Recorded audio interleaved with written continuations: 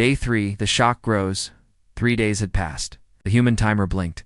72:14:09 billions were still watching. The dead human channel was now the most popular broadcast in the galaxy. At first it had been a joke, another foolish creature sent to die on Dralis. For now, no one was laughing. On the screen, Han J1 was alive and well. He had built a strong shelter with crystal walls and beast hides. A small fire burned inside. More shocking, he had trapped a 6-legged lizard beast. Now it followed him like a trained animal, carrying supplies on its back. The tribunal hall was quiet. Magistrate Varnick's gills pulsed in worry.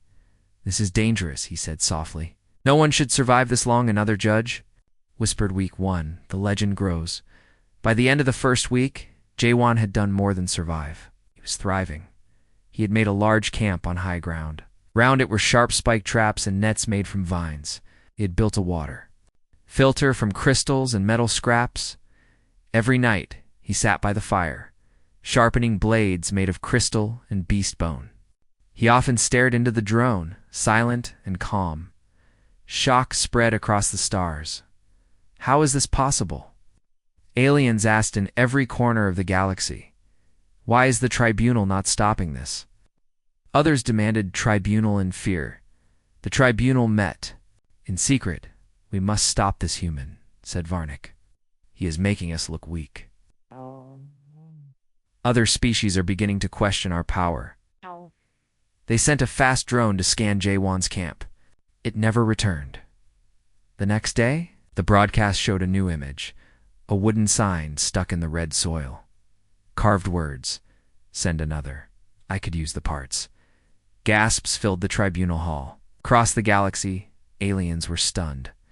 The human was not afraid. He was mocking them. Month 2, the human channel now.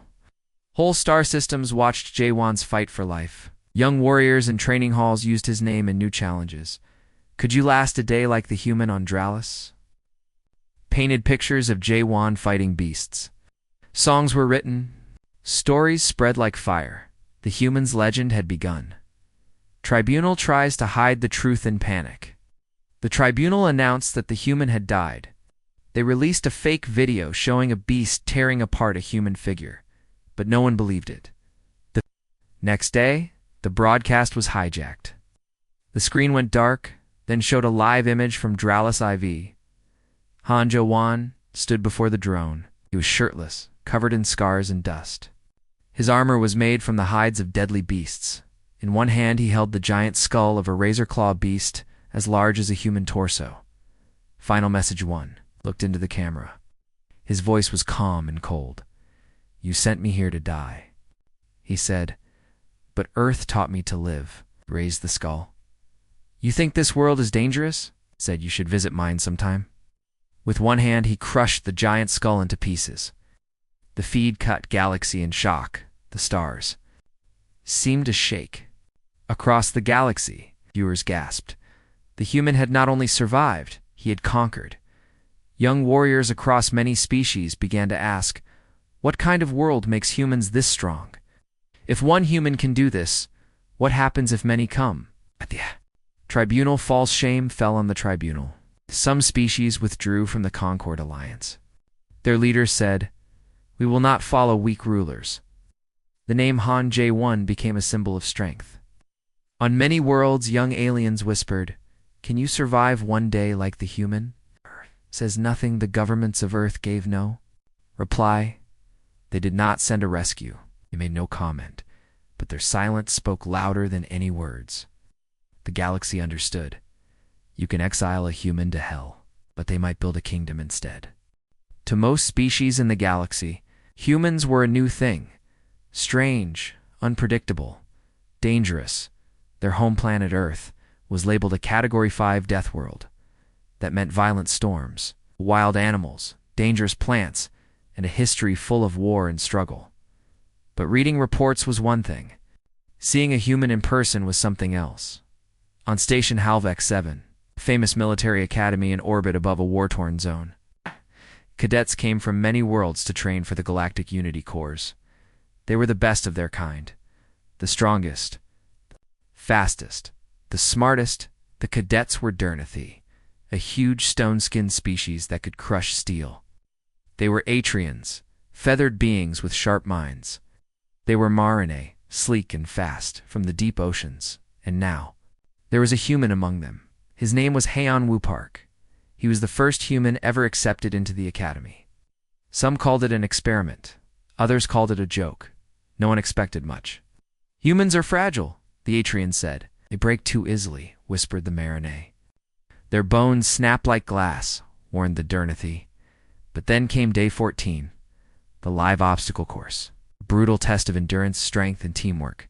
This was no easy training run. The gauntlet was famous. It had anti-grav walls, fields of sharp plasma threads, heavy sleds to pull across magnetized sand, and finally, the kinetic gauntlet, a machine that tested pure willpower. It was said that only 60% of cadets even finished it, and none did so without injury or exhaustion. Cadet Haeon-woo Park was assigned to Senna, a tall, four-armed Marinae cadet with shimmering blue skin. She looked at Haeon-woo with doubt. "They bleed too fast," Sina whispered to another cadet. "They are soft," the whistle blew. The course began. To everyone's surprise, Haeon-woo kept up.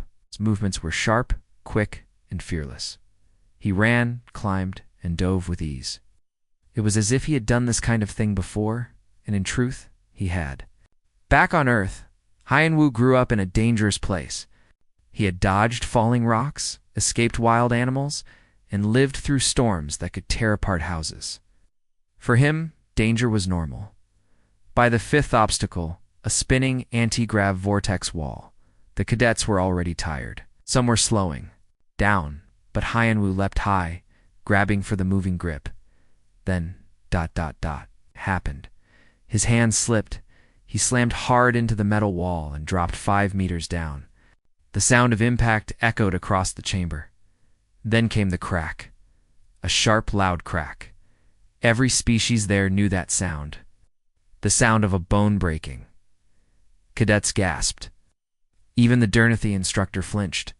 Senna rushed forward, her eyes wide. "Haeon-woo, you are injured. Stay still. Madrone is coming." Haeon-woo sat up slowly, his teeth clenched. He looked at his left ankle. It was already purple and swelling fast. He took a deep breath. And then, He stood up. The room went silent. "You were walking?" Sina asked, shocked. "Not walking?" Limping, Haeon-woo replied, his face tight with pain. "You are broken. You must stop." "It's just a sprain, maybe a crack," Haeon-woo said. "If it was fully broken, I'd be on the ground throwing up." Senna stared. "You can request medical suspension?" "You should." Haeon-woo shook his head. He limped toward the next obstacle. "I'll finish the course, and then I'll get it checked." "But why?" Sina asked, confused. Haeon-woo looked over his shoulder and smiled even through the pain. "Because where I come from. Quitting because of one leg is pathetic." Word spread quickly. The human was hurt, clearly injured, but still moving. Still trying to finish, many cadets stopped to watch. Instructors said nothing. They were not allowed to interfere unless the cadet asked for help. Haeon-woo never asked, and so, limping badly, face pale, sweat dripping, Haeon-woo continued.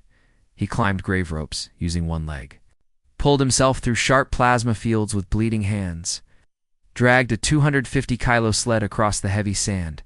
Every species was shocked. They whispered in their own languages. Why does he not stop? How can he endure this? His pain must be unbearable. But the human refused to give up.